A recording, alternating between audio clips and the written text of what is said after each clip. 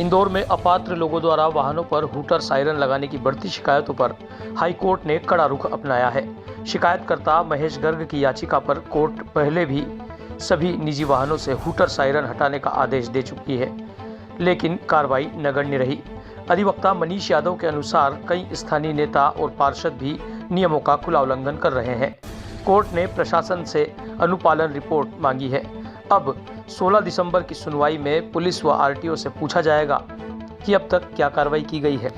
ये याचिका पूर्व पार्षद श्री महेश गर्ग के द्वारा जून माह में दायर की गई थी, जिसमें 31 जुलाई की सुनवाई में कोर्ट ने अंतरिम आदेश पारित करते हुए सभी अपात्र और निजी वाहनों से हूटर साइलेंसर और हूटर सायरन और फ्लश लाइट हटाने हेतु आदेशित किया था, नंबर प्लेट सही करने हेतु आदेशित किया था। बावजूद उसके पुलिस ने कोई ठोस कार्रवाई नहीं की थी, आरटीओ ने कोई ठोस कार्रवाई नहीं की थी, जिसके कारण पिछली जो सुनवाई थी 10 अक्टूबर की, उसमें कोर्ट ने शपथ पत्र मांगा था। माननीय चीफ जस्टिस महोदय ने शपथ पत्र मांगा था कि उपायुक्त महोदय शपथ पत्र के साथ पेश करें कि आपने क्या कार्रवाई की।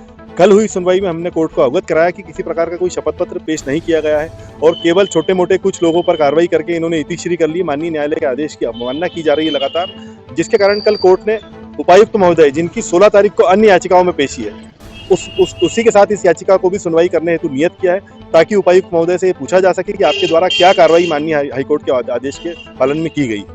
सर, आपने जो याचिका लगाई थी, क्या शहर की फिजा भी कहीं ना कहीं बिगड़ रही है इससे? बिल्कुल निश्चित रूप से अपात्र लोग और छुटभइये नेता, जिनको किसी प्रकार की हूटर और सायरन की पात्रता नहीं है, वो इससे प्रभाव जमाने की कोशिश करते हैं, ट्रैफिक व्यवस्था बाधित करते हैं। जो नो पार्किंग रहती है वहां पर जाकर के ये गाड़ियां लगा देते हैं। अब आम नागरिक को इससे फियर उत्पन्न होता है और आम नागरिक समझ नहीं पाता है कि ये किसकी गाड़ी है। इस तरह से अपात्र लोग जो है इसका लगातार दुरुपयोग कर रहे हैं और कानून व्यवस्था का उल्लंघन कर रहे हैं। सर, इस याचिका में राजनीतिक दलों का भी उल्लेख है? इसमें जो भी अपात्र लोग हैं, जो सर्कुलर है मार्च 2025 का, उसका पालन करने का कहा गया है। तो इसमें जितने भी राजनीतिक दल के लोग हैं, उसमें केवल जो पात्र कैबिनेट मंत्री स्तर के लोग हैं, केवल उनको पात्रता है। और देखने में ये आ रहा है कि छोटे मोटे पार्षद, MIC मेंबर्स, जिनको किसी प्रकार की पात्रता नहीं है, वो भी ये लगा के घूम रहे हैं और प्रभाव जमाने का प्रयास किया जा रहा है। आपकी ओर से अब अगला कदम क्या रहेगा? हम माननीय न्यायालय के समक्ष लगातार कोर्ट की अवमानना के लिए निवेदन कर रहे हैं। हम कोर्ट की अवमानना की कार्रवाई की जाए संबंधित विभाग पर और संबंधित लोगों पर ये निवेदन किया जाए।